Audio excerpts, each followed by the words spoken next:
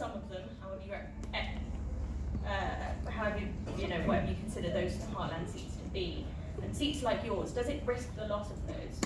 Well, clearly we will lose some votes, whichever way we go. I represent 2/3, 1/3 between Leave and Remain. But look, as you set up a strong argument, nobody is saying that the working class is simply white post-industrial communities that I know, the Labour movement. And right from the beginning, the 1918 Constitution of the Labour Party, we understood from that, though I wasn't there at the time, but I'm getting on a bit, we understood that Labour needed to be an alliance of different forces. We have this striking phrase about Labour should be both for workers by hand or by brain. And of course, our country's become much more complicated. What with the 32,700,000 people who work for a living in our country, of course it's a fractured and very complex pattern now. But that's the working class broadly defined. And they work in all kinds of new occupations and some old ones as well too. And if you want to build a majoritarian project to change our country, then clearly you're going to have to be able to build a new, what Gramsci called a new historic bloc, a bloc which consists of all those various different elements. But what we saw with the Brexit votes in the areas which are held back, rather than left behind, because they're being held back by a capitalist system which has deliberately held back those communities which fought for social justice for generations, is something which we need to be fully aware of. And therefore I think the policy we're going to come up with, I don't think it, the policy we're going to come up with will try to reach to the various different fractions of our support. However, what I want to say is something else.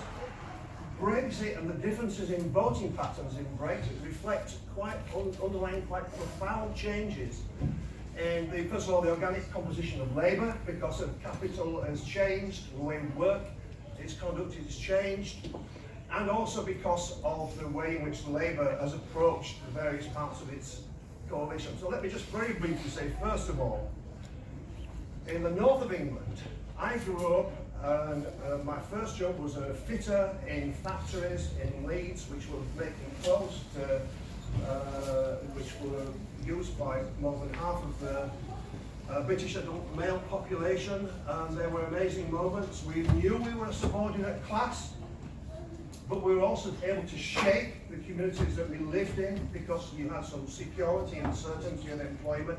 You had a union which could bring the bosses to account. And though we were subordinate in many ways, we had a place, we understood it, and the communities we lived in, just as the mining communities I now represent, were also shaped. You had a sense of agency. And what suddenly happened with the way in which the economy changed, that sense of agency in those communities has gone. And the sense of a purpose, of a reason for existence, of a capacity to make a difference to the way the world operated, it's all gone. But here's the point I want to make. Those held back communities, the Heartland communities, can be found in Hastings, they can be found in Hackney, and they'll also be found in Hartlepool. As I will not accept the argument that some people want to practice it as somehow some northern sort of backwoods people who need to be protected in some way, and I get that. Look, a very senior member of the Labour Party, she said to me, well, no wonder they're all coming down south, the young people, because you can't be gay up north. Shocking, shocking. That was said by somebody whose name you would have mentioned several times in the last few weeks. And she then said, you know, all your voters are all racists. That kind of language and that view about manual workers, wherever they live, I resent, because I am a manual worker, I'm a plumber by trade. It's appalling that that kind of stuff exists, and we cannot allow it in our movement. So we have to build an alliance, and that's clearly what we need to get to. But then, so I've talked about industrialisation. In many ways, those working class communities created the wealth of our country and created the Industrial Revolution, which revolutionized the way in which we did the economy both in our country and worldwide. And that tide has gone away, it's left us, and those communities are being left behind. with no sense of purpose anymore, whether we're in Hackney, Hastings or in Hartlepool, as I just said. Now let me just come down to the Labour Party. I don't want to speak too long, but I do feel this very passionately.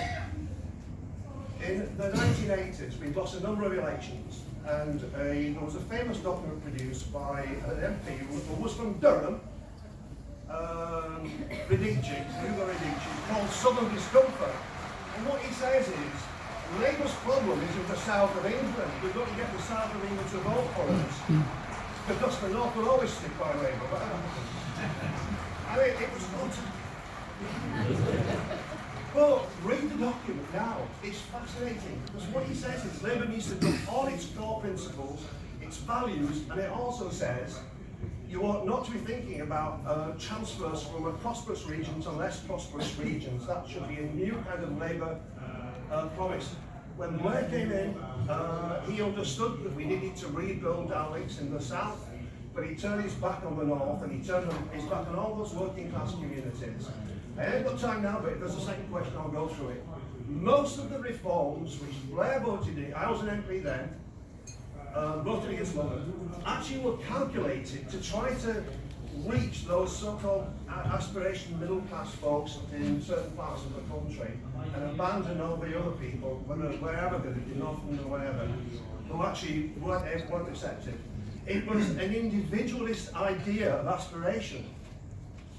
But in a profoundly unequal, class-ridden society, individual achievement is held back, it's almost unattainable. And what working class people have done for the Labour movement was delivered aspiration in a collective way. You wanted a house. The Labour Party, the Labour movement would build council houses, clean, well heated, lit with a garden. If you wanted an education for your kids, or you wanted healthcare, there was the NHS. They were collectivised provisions because we understood as a movement that individualised aspiration in a profoundly complex and stratified society was undeliverable. All of that, those people understood, and they felt that the party had turned away from us. So, final point. In 2005, I wrote an article called The Missing Million, Labour's Missing Millions.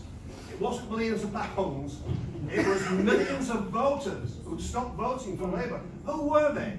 Public sector employers in the hospital, employees in the hospitals and schools and so on. Working class manual workers, black and ethnic minorities, they were the groups who had left us. The last time they actually stood by us was in 97. And I predicted we'd lose the 2010 election unless we reorientate ourselves. Comrades, we have to put this back together again. So Brexit is an expression of something quite profound underlying all this, which is a challenge to Labour, to its understanding, its theoretical appreciation of the kind of society we've got to have and its policies.